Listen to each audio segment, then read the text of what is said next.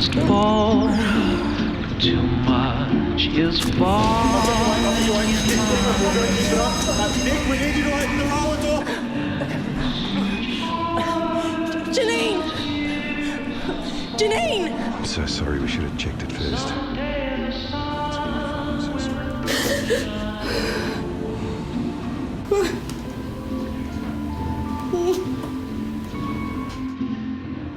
We inspect workplaces anywhere, any day, any time, because we don't want anyone to have a really bad day. So if your workers aren't safe, neither are you.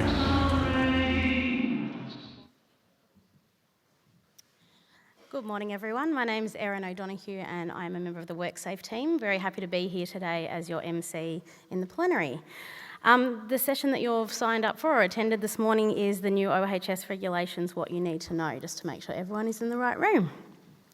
Before we start, I've just got a few housekeeping things to run through and then I'll be handing over to our presenters. So you will have an opportunity at the end of the session today to ask any questions. So as we're going through, please feel free to write them down and the team will be happy to answer them. We will have roving mics going around, so I'll manage that Q&A at the end of the session. A call out to all the social media users in the audience, please be part of the online conversation and don't forget to use the event hashtag #HSmonth in any of your tweets or Instagram pics. To be respectful, please ensure your phone is switched off or turned to silent so as not to distract our presenters today. And of course, in the event of an emergency, the team here will direct us to the nearest evacuation assembly area. So I'm going to hand over now to Danica Harris, who's the Stakeholder Engagement and Communications Manager for the Legislation, Policy and Information Services Division here at WorkSafe Victoria. Please join me in welcoming Danica. Thanks, Erin. Hi, everyone. Thanks for coming along today. As Erin said, we'd like to talk to you today about the new occupational health and safety regulations, as well as the equipment public safety regulations, both of which came into effect on the 18th of June this year. I'll also give you a bit of an update on what's happening with WorkSafe's compliance codes. And lastly, I'll talk you through a number of recent changes which have been made to the OHS Act and to Victoria's workers' compensation legislation. I should also introduce David Clavarino, who's here with me today. He's the manager of our legislative services team, and he'll be helping me with some questions at the end. Do feel free to stop me, though, if you have any particular questions along the way, or we'll wait to the end to go through them. So as I've said, the OHS and EPS regulations both commenced on the 18th of June this year. And these regulations have replaced the 2007 regulations, which expired on the 19th of June. The government was required to review and remake the regulations by this date, and in preparation for this, WorkSafe undertook a comprehensive review of both sets of regulations to ensure they were continuing to operate effectively.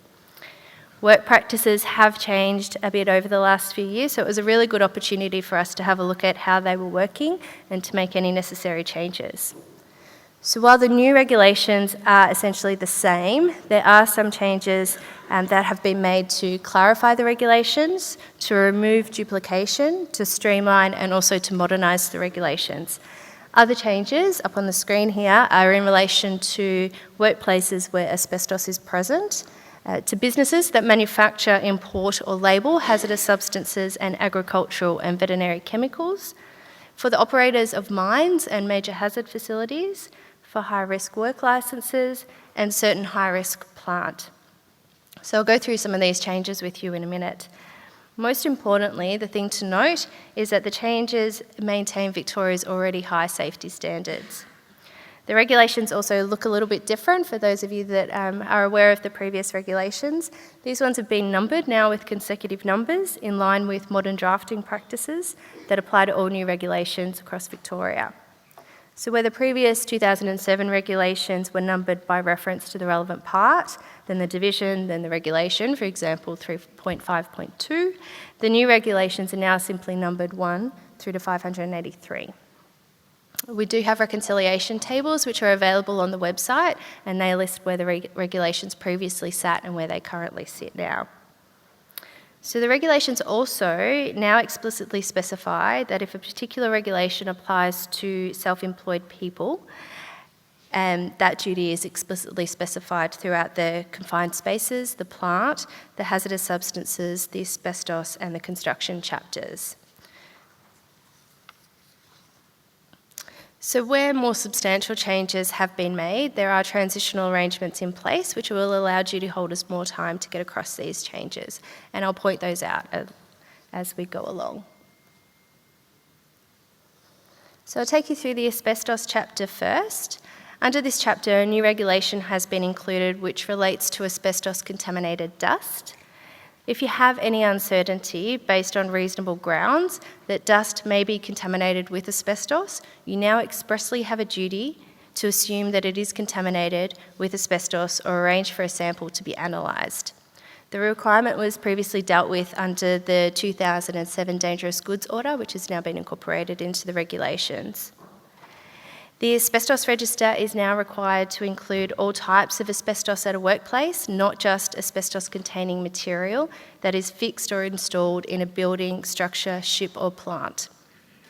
This includes, but isn't limited to, asbestos-contaminated dust and asbestos-contaminated soil, naturally occurring asbestos, and asbestos-containing material. If an asbestos register has already been prepared, it may now need to be revised to reflect these expanded duties. If there is no fixed or installed asbestos-containing material present, but asbestos has been identified elsewhere at the workplace or is assumed to be present, where there is uncertainty based on reasonable grounds as to whether asbestos is present, or there are inaccessible areas likely to contain asbestos, you must now create an asbestos register. A change has also been included to specify that any neighbouring residential properties must be notified prior to undertaking asbestos removal work. In the 2007 regulations, duty holders were only required to notify neighbouring workplaces, and it's now been clarified that any employees in the immediate and adjacent areas to the removal work must be informed prior to that work commencing. And lastly, changes have been made to clarify the circumstances in which Class A or Class B asbestos removal licences are required for removal work involving asbestos-contaminated dust. With regards to the hazardous substances chapter, changes have been made to the labelling requirements here. Previously, duty holders were able to use labels that conformed with either the approved criteria and hazardous substances information system, or HSIS, as well as the globally harmonised system of classification and labelling, or GHS. Under the new regulations, all new labels must now conform with GHS. And this is a system which most of the other Australian jurisdictions use as well. The important point to note here is that the change only applies to businesses that manufacture, import or supply hazardous substances. And these businesses will need to ensure that any new labels which are being attached conform with GHS. However, if a business has an old hazardous substance which is in storage or is already in circulation, it is okay if this is labelled with the old approved criteria system. There is no need to go and relabel substances which are already in circulation. Labels that have been approved by the Australian Pesticides and Veterinary Medicines Authority will also continue to be accepted. In the mines chapter of the regulations, a change has been included to allow workers between the ages of 16 and 18 to work in a mine, so long as they are being directly supervised. A change has also been made to the locations in a mine where safe air levels need to be maintained, specifically in areas where people are or are likely to work or travel through. And lastly, we've included a new requirement which specifies that mine operators must provide a copy of their emergency plan to the municipal council for the area in which they are operating. And this ensures that the council is better prepared in the event of an emergency. Major hazard facilities, these are industrial sites that store, handle or process large quantities of hazardous chemicals and dangerous goods, including petroleum products. So for example, oil refineries, chemical manufacturing sites, gas processing plants, LPG facilities, and some warehouse and transport depots. Changes have been made to the list of major hazard materials and quantity thresholds at Schedule 14, which was previously known as Schedule 9. And these changes have been made to better reflect the hazard profile of these substances.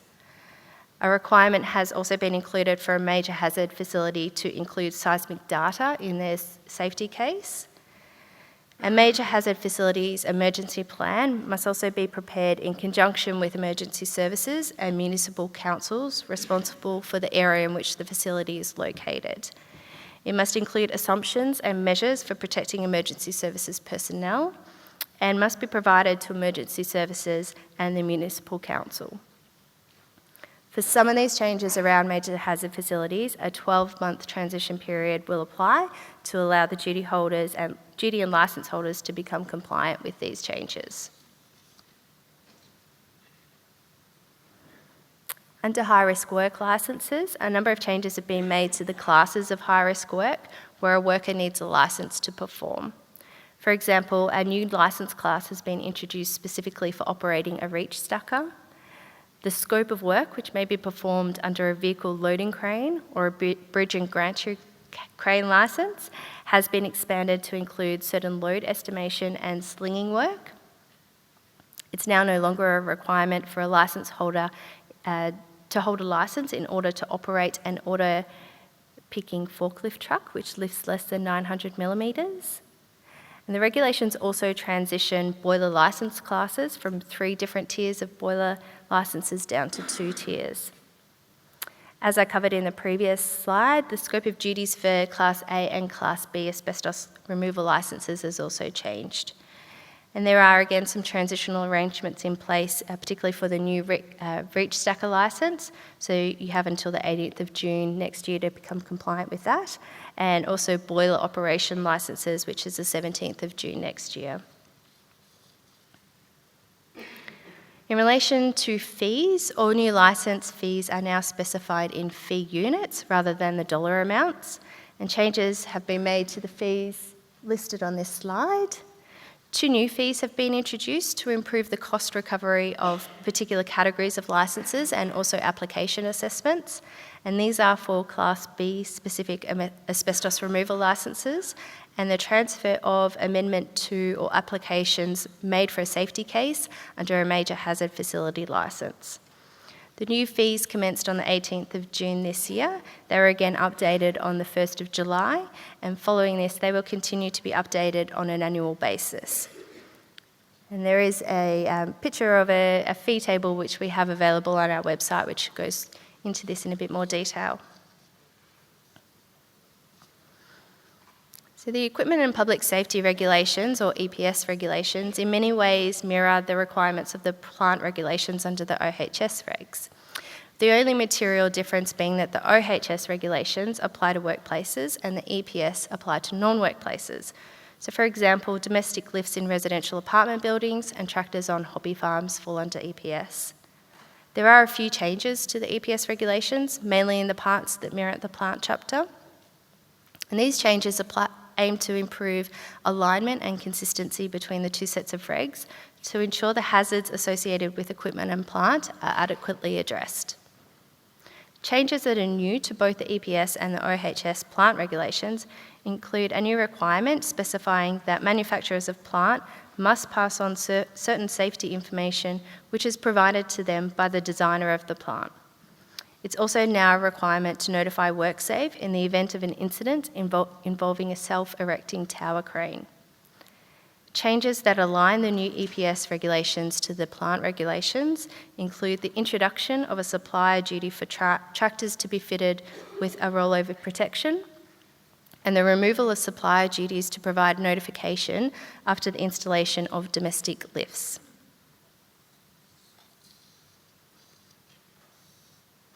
So as part of the review of the OHS regulations, WorkSafe is also reviewing a number of compliance codes.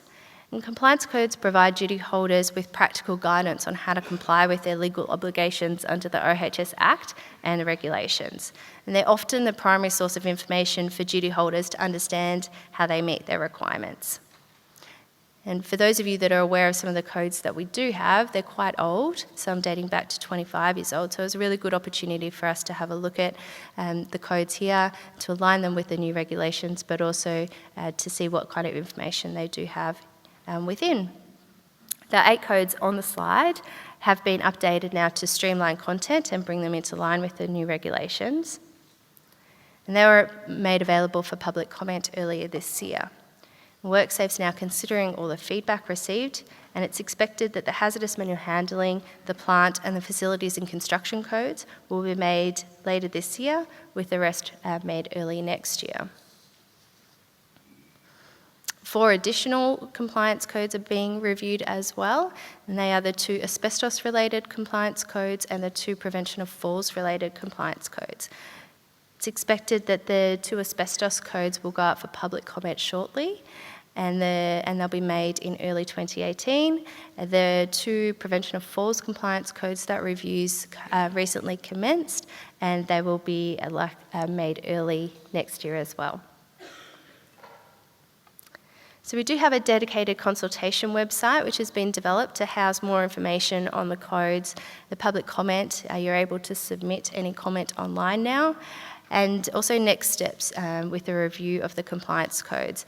There's also additional information about the review of both sets of regulations, and where you can access summary of changes documents. The WorkSafe website also has information available to assist you in the changes with both sets of regulations. So I also wanted to take you through a couple of changes that have been made to the Occupational Health and Safety Act, the Workplace Injury Rehabilitation and Compensation Act, and the Accident Compensation Act. So amendments to the Work Act and the AC Act came into effect on Wednesday the 27th of September, and amendments to the OHS Act came into effect last Thursday the 26th of October. These amendments are essentially intended to improve workplace safety by strengthening compliance and enforcement tools, to ensure penalties under health and safety laws act as a sufficient deterrent and breaches can be appropriately investigated. Also to ensure that injured workers and their family members are entitled to fair and equitable compensation, and to improve the workability of all of these acts. So with regards to the OHS Act, a change has been made to increase the penalties that apply for failing to notify WorkSafe of an incident and failing to preserve an incident site. So from 60 penalty units to 240 penalty units for a person, and 300 penalty units to 1,200 penalty units for a body corporate. This increase reflects the potential gravity of these offences, particularly in circumstances where a breach is motivated by an intention to avoid an investigation or prosecution for a health and safety offence. A reasonable excuse defence has also been included for these offences. So, for example, a potential reasonable excuse could be where a person genuinely and reasonably believes that another person has notified WorkSafe. There is also an amendment to extend the notification duty in the OHS Act to include incidents where a person has a serious injury and receives treatment from a nurse. Previously, the notification duty only applied where treatment was provided by a doctor. Essentially, employees and self-employed persons are required to notify WorkSafe whenever there is a serious incident at a workplace which is under their management or control. The notification must occur as soon as possible after the incident occurs. It must also be followed up by written notification within 48 hours. Duty holders are then required to preserve the incident site until WorkSafe attends the site or gives direction that the site does not need to be preserved. The reasons for these notification duties is to allow WorkSafe to come out to the site and to ensure that appropriate actions are taken to remedy whatever might have caused the incident to occur. In particular instances, WorkSafe may decide to take further enforcement action. So what constitutes a serious incident, and what circumstances should an employer or a self-employed person be notifying WorkSafe? Firstly, an incident is serious if it results in death. Secondly, if the incident results in a serious injury. A serious injury includes anything that requires a person to be immediately admitted as an inpatient in hospital. A serious injury also includes specified injuries that require medical treatment from a nurse or a doctor. For example, an amputation, a serious head injury, such as a significant blow to the head which causes a loss of consciousness, a serious eye injury, For example, an injury involving shrapnel penetrating an eyeball, a degloving or scalping injury, an electric shock, a spinal injury, a loss of bodily function, a serious laceration, so for example, a deep laceration requiring stitches. An incident is serious if it exposes a person to an immediate health or safety risk in certain specified circumstances. Where the incident involves the failure or damage to plant that needs to be licensed or registered. Where the incident involves the collapse or failure of an excavation or a building or structure. Where the incident involves an implosion, an explosion or fire. Where the incident involves the leakage of any dangerous goods. Where the incident involves a fall from height of any object. So in any of these circumstances, even if no one is actually physically injured, employers and self-employed persons are still required to notify if the incident exposed a person to a health and safety risk.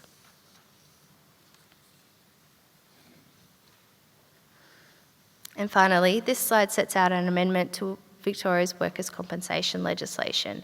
A new entitlement has been included in this legislation to allow reasonable costs to be paid to family members of the severely injured or deceased workers for travel and accommodation where the worker's injury requires them to be hospitalised or the funeral is held more than 100 kilometres from their residence.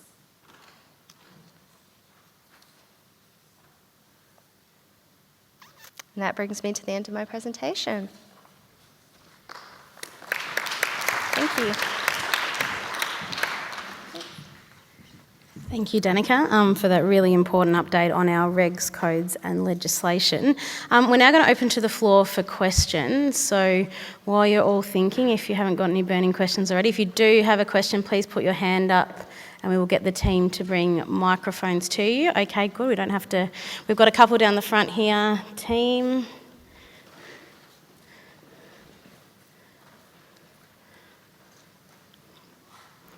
They're coming. just down the front here. While we're waiting for the mics to come down, I just had a question, Danica, around how much time we have to become compliant after the regulations actually take effect.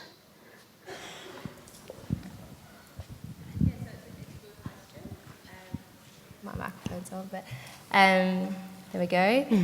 So the regulations came into effect on the 18th of June, so you do need to be compliant from the 18th of June, unless there were some transitional arrangements that I mentioned in place, so for the high-risk work licences and also for some major hazard facility changes. I think the key thing to note, though, is that if you already did comply under the previous regulations, apart from these changes here, you do comply currently. So. Great, thank you. Okay, so we've got our first question down the front here. Thank you, Danica. I was wondering if you could just expand a little bit on the requirements around vehicle loading cranes and dogging. Yes. Yes, so I'll have to refer to my guide here.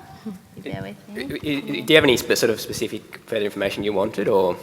Well, my understanding of the pre-arrangements before the change was that all dogging had to be done by a high-risk DG licensed person, even for under 10-metre tonne vehicle loading cranes. Yeah, so I'm wondering if that's still the case. I think no, so I think I can expand on that a bit further. And we've also got an inspector down the front here, so if I'm saying anything out of school, let me know, but you might, that's fine. So yeah, correct. You were correct in saying under the previous requirements to do the sort of slinging work and the load estimation work, a dogging licence was required. Under the new arrangements, if someone does have a vehicle loading crane licence, they can do that slinging work and that load estimation work now without having a dogging licence in addition. Does that make sense? Yes, so Yeah. that's only if you have VLC high-risk work licence, not the under 10-metre tonne. Under 10-metre tonne, sorry? Or under 10-metre tonne VLC, you don't actually need high-risk work licence. You only need That's- to have a competency. That's correct, yeah. So it only applies if you have a high-risk work licence. Yeah, that's correct, yeah. Right. Does that answer the question? Correct, yes. Yeah. Yeah. If there's anything else we can expand on afterwards, I can also chat to you afterwards, perhaps. Yeah. Awesome, thank you. Thank you. We also had another question from the gentleman in the front here. Hi, thanks Danica. Fantastic prezzo. Just on the new GHS, so the globally harmonised system, you said that old chemicals in circulation don't need to be relabelled. How long are we going to allow that for? Is there a cut-off period? You said, you know, if a company had old or already in existence or circulating chemicals, they didn't have to go around relabelling them and everything. How long until we allow that? Again, I can answer that one. So there is no cut-off. So the idea is that what we call the upstream duty holders, the people manufacturing this, importing this, bringing this into circulation in Victoria, essentially, the duty's on them. So any new chemicals will have to be in accordance with the GHS. Any of what we call the downstream duty holders, people who already have these products because they've already been brought into circulation, we're not going to require them to go out and relabel them. So theoretically, in 10 years' time, there could still be someone who has the approved criteria system, something on their shelf, and that would, under current regulations, be compliant still because it wasn't something that's not a duty that applies to the downstream duty holders of people who own these products already. And I should point out that the labelling system still is safe. It still provides you a sense of how you need to manage this system. It's just that we are trying to harmonise with the other jurisdictions. So there's no opportunity of cross-contamination of chemicals or anything like that that may occur in a little bit of a kaboom? No, so this is just in terms of the labels that have to be attached to the chemicals, just again explaining how you manage them. We currently allow for both labelling systems right now. Okay. We'll continue to allow for both labelling systems, except anyone new bringing stuff in, it should be in accordance with the GHS. Fantastic. Yeah. Thank you. I should just say, we've also got an information sheet that I can send to you about GHS and the transition to it if you're interested. Thank you. Okay, any more questions from the broader audience? One more.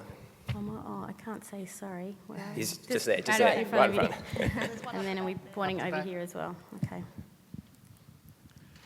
Just a question on the fall from height of items. If there is something in a storage workshop area that is just storage, it's not frequented by people apart from to get storage, and something falls in there from over 2 metres, is that considered reportable, or is it just purely where there is people working?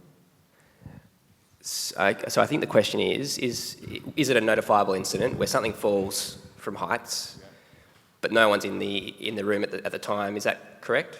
So the legislation is expressed to say where someone is exposed to a risk to their health and safety, so a near miss essentially. Now I don't want to say this too sort of expressly, but I think essentially if no one's exposed to a risk because no one's in the room, that doesn't qualify for those requirements. If someone was in the room and it missed them by a couple of, by half a foot or something, I think that's starting to get into the arena where someone's put at risk of health and safety, they're exposed, and that is territory where you should be notifying. Does that answer that question? Yeah. Okay, and there was a question over the back. Right at the back. Hi.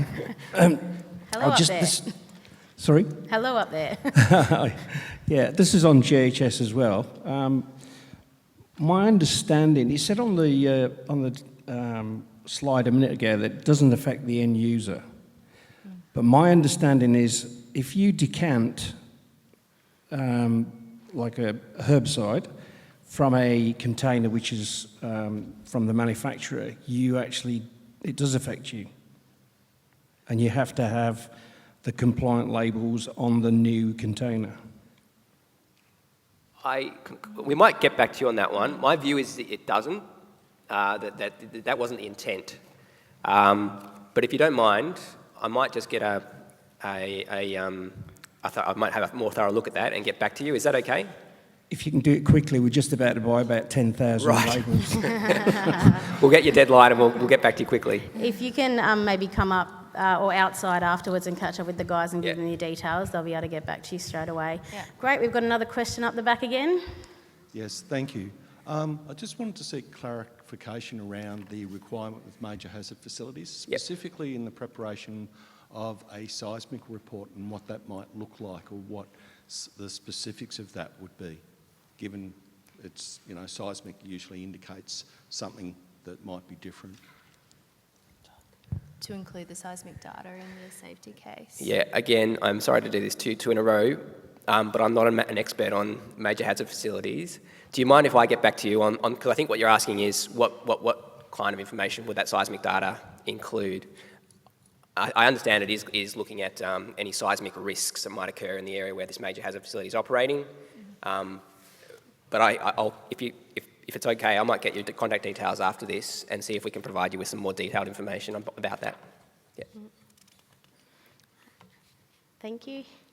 In relation to notifiable incidents and deep lacerations requiring stitches, can we expand a bit on definition of deep?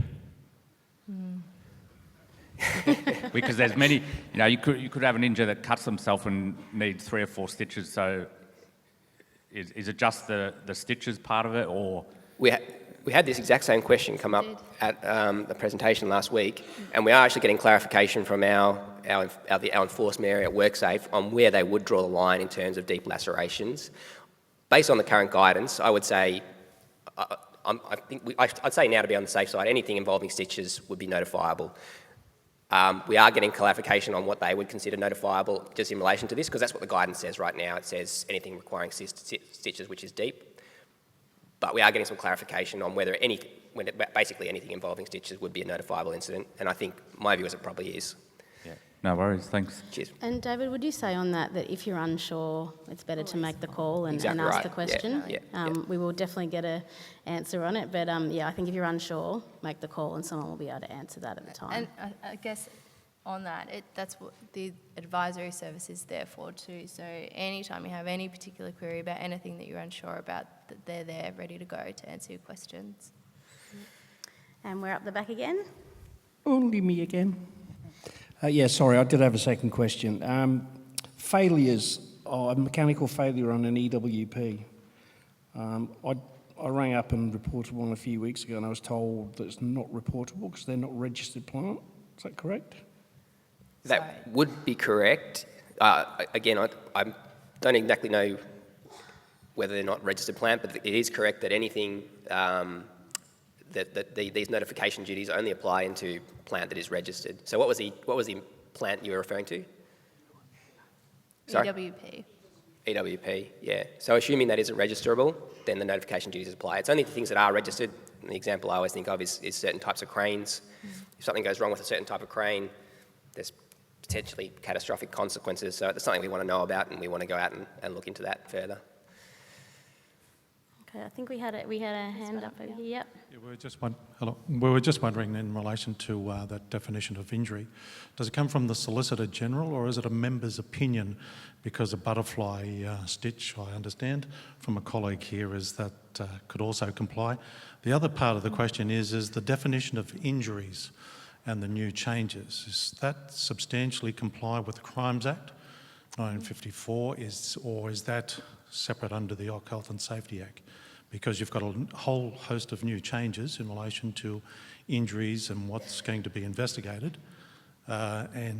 Just want to know if that's through the Solicitor General as well, and if you can put a fact sheet up. So I'll just make sure I understand that question. You're asking what under our occupational health and safety legislation qualifies as an injury, is that correct? That's correct, because there's 2 different and separate issues of injuries. Under the Health and Safety Act, you've got the definitions. Yeah. And of course, under the Crimes Act, there's different investigation. And normally you get Victoria Police sometimes to investigate those higher criminal activities because they're all an indictable offence. So consequently, those skill sets are different. You've got a definition under the Crimes Act of injury. Now you've got a new injury definition under the Health and Safety Act. I'm just wondering if they're both comparable. Okay, I'm not familiar with the definition of injury under the Crimes Act, I'm afraid. The definition of injury under the occupational health and safety legislation doesn't refer to the Crimes Act, so it isn't defined by reference to the Crimes Act, so it's its own definition. I guess the point I would make is the notification duties are not so much contingent on whether there's been an injury, they're contingent on whether it's a death, a serious injury, and Danica went through previously what qualifies as a serious injury. And just to recap, it's defined by reference to whether you need to be admitted as an inpatient in a hospital, firstly, so whether you whether someone goes to hospital and actually gets admitted, registered in the hospital's records as requiring there, rather than just being seen quickly and then leaving. And the other qualification of what constitutes an injury are those specific injuries that Danica went through. So the serious laceration we've just talked about a second ago, the serious eye injuries. And again, it's whether someone has that serious type of injury and then they receive treatment from a nurse or a doctor. So that's what qualifies as an injury for the purposes of the Occupational Health and Safety Act, or at least a notifiable injury. Does that answer your question to some extent? No, but will it be on the website? Because those definitions are very important to everyone because of their legal liability. And even a butterfly stitch is that in relation to a laceration, that's different from a normal needle and thread stitch. There's variations. Okay. Again, I think what we might do, we have got this, trying to get this clarification from our enforcement area, so I might see if we can clarify that aspect to you as well, and I might get your details afterwards and see if we can assist you a bit further with that question. Yep. Thank you. Okay. Yeah, we've got everyone's details registered. Hi, just following on of that question there, we're talking about notification to WorkSafe from a serious injury and a death.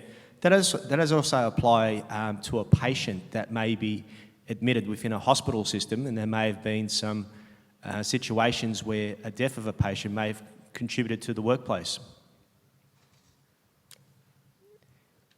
Sorry. What's the last bit? Yeah, sorry, I missed that last bit. The death. A death of a patient within a workplace. So is that a requirement to notify WorkSafe? Where in a hospital system? So if you're in a hospital and you have a patient that dies, is that a notifiable incident? Yes. That's a good question.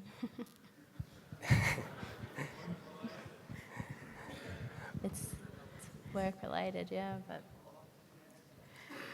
I'm not sure what the answer to that is. I think it's about injuries that occur within the workplace. Again, I'm going to see some clarification on that one, if that's all right. You guys are coming up with some really tricky questions today. Look, I'm just following on to the gentleman's question there too. It would be just good to get some clear guidance on that one. Because probably it's a few questions here that we just need some clarity. The other one is the nurse and the doctor component there as well. Just some clear definition and guidance around that. Thank you. Sure. Thank you. We've got another question down here. Look, not to muddy the waters on the laceration bit, but you can get stitches and butterflies, but there's an increasing use now of glue. Glue. That's the other so one, yeah. I think the term stitches needs to be expanded or have an explanation added to it. Because even with a laceration defined by the doctor at the time, because it's subjective to the individual, should be classified as a variant to that. So we have a guide to incident notification too, which some of that information was drawn from. So it might be that we need to look at updating that piece of guidance as well to reflect these changes. Thanks. And one more? Was there one more? I'm just going to, my opinion was if a patient has deceased in a hospital, the hospital follows a particular procedure as set out by the Medical Board of Victoria. But if the person was in hospital as a result of their injuries in a workplace, then that would be incorporated with part of the WorkSafe thing. Yeah, and that's something that we're definitely going to have to get some clarification on for you guys, so thank you. Any other questions? One more. See at the back, thank you. So going back to the previous question about being in a storage room and a fall from height, because no one was in the room, it's therefore not notifiable.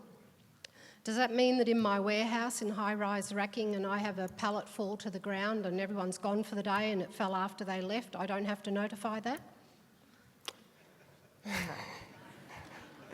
You're testing us. Again, the legislation doesn't deal expressly with, it talks generally about whether someone's, we've got to... I'm going to call to our inspector expert down the front here. Hold on, we've got a microphone coming down. That's all right. Look, I guess from an inspector point of view, You could say, yeah, it's not notified because no one's around, but I mean, if you rang advisory, obviously from an inspector's point of view, we want to know why that's fallen. That's the question. And what are you going to do to prevent it from happening again? Yes, no one's been injured, it's not notifiable, but if you don't fix the problem, it's going to happen again. Someone could be there. So all these things, and even with some of the cuts and lacerations, especially from a construction point of view as an inspector, we look at an incident, it's not necessarily how deep's the cut, it's how it happened as well. And I think that's probably one of the things we're overlooking at times, rather than is it notifiable, yes or no, but how has it happened? Answer your own question sometimes. If something's gone wrong, there's something we can do about it, then maybe it is notifiable because we need to put something in place to fix it.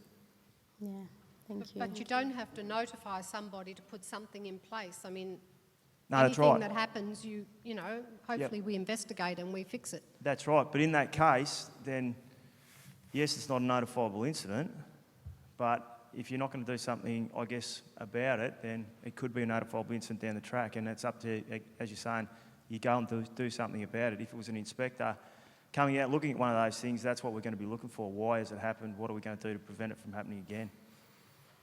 And is it a risk to someone's health and safety? Bottom line, I think. If it is, then you should be doing something about it, whether it's notifiable or not. And we get a lot of, I suppose in construction, we get a lot of notifiable incidents with falling objects, and an exclusion zone's been put in place, yet something's still fallen. No one's been injured, no one's in the vicinity because we have an exclusion zone, but they still notify because there could have been someone in that, if there wasn't that exclusion zone. Even though they have those things in place, something still goes wrong. So we still want to have a look at it at times. I hope that answers the question. Are there any other questions from the room? Yep, we've got one. Oh, sorry, there's one up here and then we'll have another one down here. Then we might need to wrap it up from a timing perspective. Thank you. Just in relation to the changes made on failing to preserve a site, in a school environment, we have lots of injuries that by definition are serious because they require stitches, etc. But they could happen on a basketball court or a classroom or something not high risk.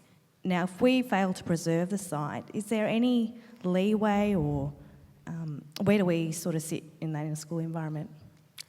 Sorry, I'm just struggling to see you. Can you put your hand up? It's just up here, Dave. Yeah, yep, I can see it, yep. So the answer is yes, those duties still apply in a school environment and would still apply with students at the school who aren't necessarily workers. And the notification duties, as Danica said, would require, in that instance, to notify WorkSafe by telephone in the first instance and then in writing.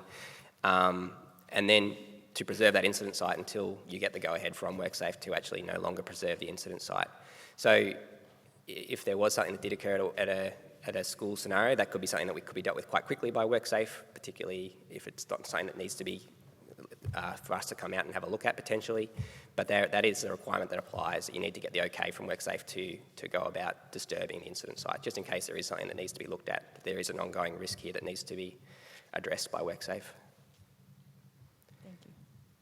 And that's again another example where you would just call the advisory service and talk to them about it, and they can point you in the right direction or give you advice that way. Just in the front here. Hi, sorry, again on duty to notify and freezing the scene as well. And it comes around the point of being admitted as an inpatient. Where a circumstance evolves where certainly at the start when the incidents happened, it's not necessarily clear the extent of the injury. Certainly an example that comes to mind for me is something like internal bleeding, where someone might be admitted into a hospital. At the time, it may be a procedure to go across to your GP or something. If you're not aware of the extent of the injury, and it's only after they're admitted that they're admitted as an inpatient, you haven't notified at that stage, you haven't frozen the scene potentially as works continue to go on. Where does that ramification sort of come across, and are there tolerances or allowances for that sort of circumstance? I can answer that. So that's where the reasonable excuse element that's been introduced in the offence comes in. So in a scenario where you only become aware after the fact that it's notifiable, there's that scope now for you to notify at that point in time when you do become aware, because there's this reasonable excuse element now to say, well, it wasn't reasonable for me to notify immediately when it happened because I didn't realise it was serious until after the fact. Does that make some sense? Yeah. Without diving it into it too much, is there any common law around what they're looking at a reasonable excuse as being and where they draw that line? It's a new element that's been introduced, so no, there isn't any case law on this as such. But I think it would be, it's intended to give a bit of flexibility to say there's going to be circumstances where it may not be, no one's at fault for failing to notify in this scenario. You've done all the best you can, but there's been some reason why you haven't notified immediately, and to give allowance for that sort of scenario. Yeah, thank you. And the example I provided was just one example of a reasonable excuse.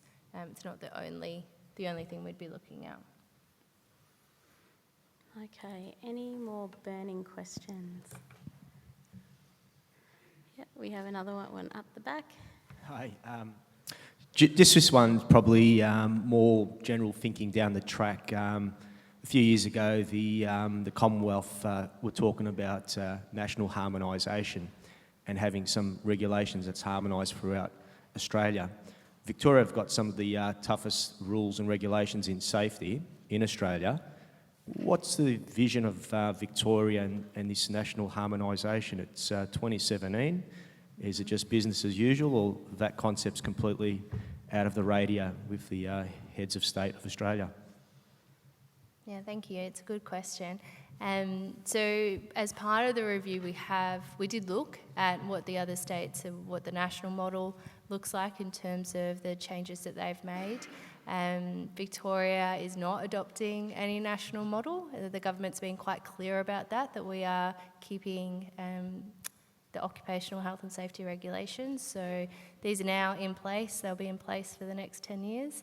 But, the GHS example, the change in that's one area where we have aligned with the national regulations. So to make it easier for people that are, crossing borders and that sort of thing. So there are some things that have changed that do align, but for the most part, it's the same regulations that we do have. Does that answer? Yep. Thank you. Okay. Oh, we have a question right up the very back there again. Thank you. We've got a mic coming across. Yeah. No. Sorry. Hi, just on that last question, my understanding is that when the other states brought in their in quotes, national system, that they actually stole ours. So it really wasn't clever for us to spend a whole pile of money changing our laws, etc., the wording of them, not the actuality, to line up with the wording they decided to use rather than the wording that was there that we had anyway. They just stole what we did, they just changed the wording a bit. Mm-hmm. I don't know if I'd say that they stole our regulations. There is a lot of similarities between the two sets of regulations. Victoria has always said that they have really high safety standards and we wanted to maintain our own. There are some clear differences though. I think the definitions within the national model are quite different to what Victoria has. I think one standout example is the definition of employer. So they have a person containing a business or undertaking. So there are some key differences. I'm not sure if I'd say that they stole the wording, but there are some similarities too. Thank you. Okay, so I think I'm going to wrap it up there. Sorry, we've got a burning question. I think we've got a burning question down the front here. Getting your workout today. Be careful on those steps. Thank you. Just in relation to the whole WHS and construction induction, the white card. I teach the white card. We're switching over to the new code, the WHS code. That is correct? And how... In terms of compliance code or no? Well, the units that we actually train people in for construction induction card. So that used to be the code was the Victorian, but we've now gone on to a national code that we have to train our students under, and that's the WHS area. And I've spoken with WorkSafe about this before, and at one point they says, no, we're not doing it. We're sticking with the OH&S induction training. Now I'm hearing either or, and now they're saying, no, it's the new one. Training packages are now saying it's the new one. Okay. So how does that relate between what Victoria's OH&S versus the WHS? In terms of the construction induction card, and you can maybe help out here, we do recognise interstate, but in terms, in a sense of the compliance code, we have our own compliance codes that, you know, that, as I mentioned, that we'll be adopting. We don't adopt the national model codes. In terms of for your training purposes, whether you would use some of the information that's within those codes, is your training organisation predominantly Victorian or does it cross? Okay. I might need to find out for you about the particular training. Construction. I have had a similar question before, and I do a little bit of work in with the TAFE and things like that. One of the things that we do have, some of our nationally recognised courses, obviously, even some of the construction packages, a lot of the units they deliver around OH.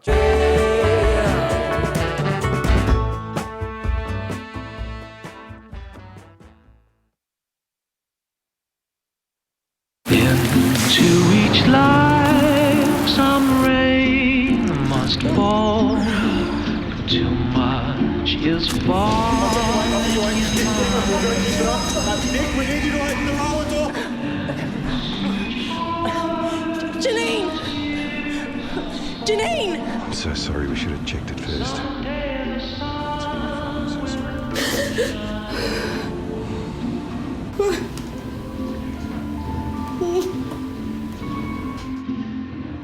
We inspect workplaces anywhere, any day, any time, because we don't want anyone to have a really bad day.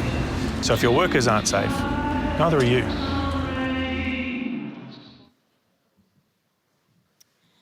Good morning, everyone. My name is Erin O'Donoghue and I'm a member of the WorkSafe team. Very happy.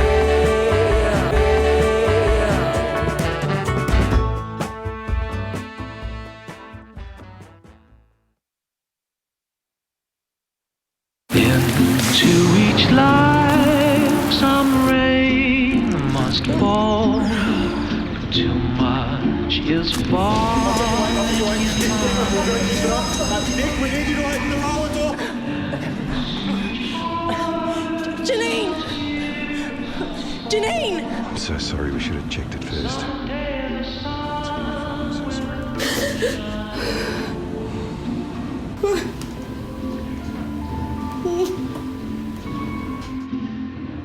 We inspect workplaces anywhere, any day, any time, because we don't want anyone to have a really bad day. So if your workers aren't safe, neither are you.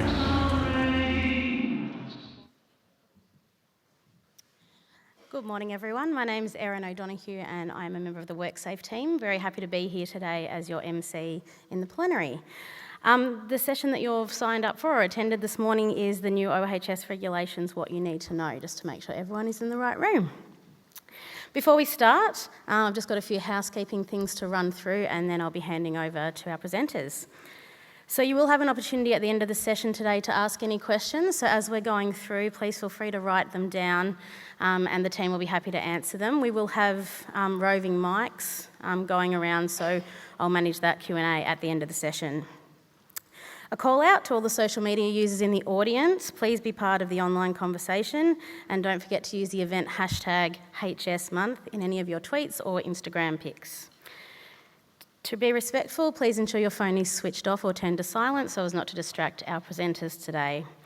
And of course, in the event of an emergency, the team here will direct us to the nearest evacuation assembly area. So I'm going to hand over now to Danica Harris, who's the Stakeholder Engagement and Communications Manager for the Legislation, Policy and Information Services Division here at WorkSafe Victoria. Please join me in welcoming Danica. Thanks, Erin. Hi, everyone. Thanks for coming along today. As Erin said, we'd like to talk to you today about the new occupational health and safety regulations, as well as the equipment public safety regulations, both of which came into effect on the 18th of June this year.